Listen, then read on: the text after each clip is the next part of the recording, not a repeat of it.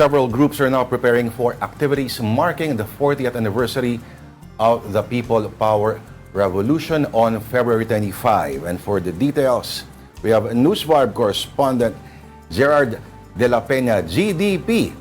Ano-anong klase mga preparasyon ng ongoing at ano ang kakaiba sa 40th anniversary celebration?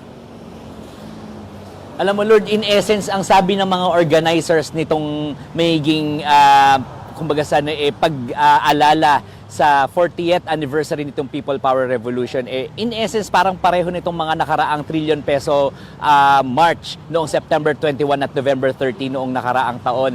Magkakaroon pa rin ng isang stage, 200 meters mula dito sa People Power Monument. May mga program pa rin, may in-expect pa rin tayo mga celebrities. Pero ang malaking pagkakaiba dito, Lord, unang-una, wala nang march na mangyayari mula EDSA hanggang dito sa People Power Monument. Kasi hindi holiday ang February 25, hindi siya ay working holiday. So ayaw ng mga organizers na maka-apekto pa sila sa traffic, so walang march na mangyayari. At pangalawa, itong mangyayari sa February 25 is largely a historical event. So merong ceremonial wreath laying, may mga seremonyas na gagawin dito sa People Power Monument ang National Historical Commission of the Philippines.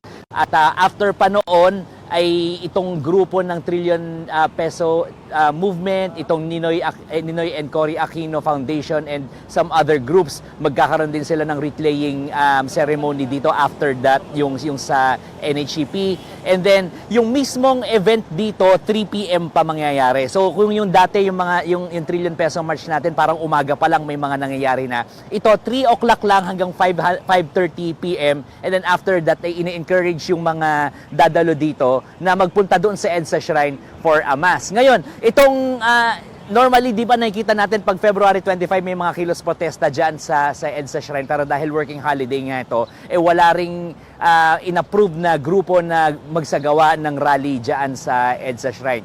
So Lord, isa rin paalala ng mga organizers dun sa mga pupunta dito, hanggat maaari, gumamit na lamang sila ng public transport. Malapit lang naman yung MRT station dito, Santolan Station.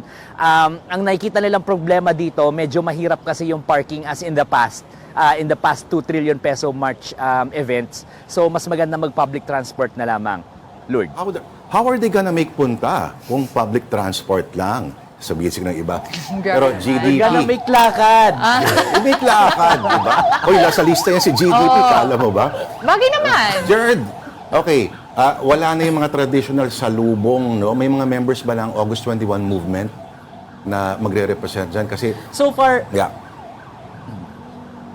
So far, Lord, ang nakita ko na kumbaga saan magkakaroon ng joint na event dito sa Wednesday, itong Ninoy and Cory Aquino Foundation, trillion peso movement, and another church group na nakalimutan ko na yung pangalan right now. Yung Bayan at saka meron isa pang grupo, dapat dito rin sila gagawa ng event nila, pero ang gusto kasi nila doon sila sa EDSA Shrine. So, hindi pa malinaw kung ano talagang gagawin ng Bayan on February 25. So, let's see, pero nagbabala nga yung mga authorities natin na huwag na lang magsagawa nga ng rally doon dahil magkokos lamang ito ng matinding traffic. As for the August 21 movement, wala pa tayong narinig from them. GDP, nakikita natin ngayon ang chairman ng MMDA, no, si General Torre. Ibig sabihin ba nito, magkakaroon ba ng rerouting?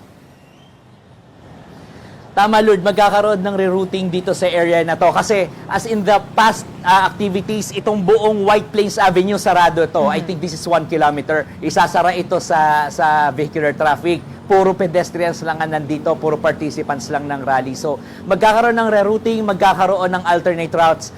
Yan ang aabangan natin, ire-release yan ng Quezon City LGU at ng MMDA either Monday or Tuesday. So, EDSA hindi haharangan. Yung White Plains lang from EDSA, papunta doon sa Temple Drive. Tama, Lord. EDSA White Plains hanggang White Plains Temple Drive lang yung sarado. Oo. Itong mismong EDSA, hindi siya sa haharangan. Tapos yung mga participants dito na magpupunta doon sa EDSA Shrine, they are encouraged na gumamit sila ng pedestrian lane.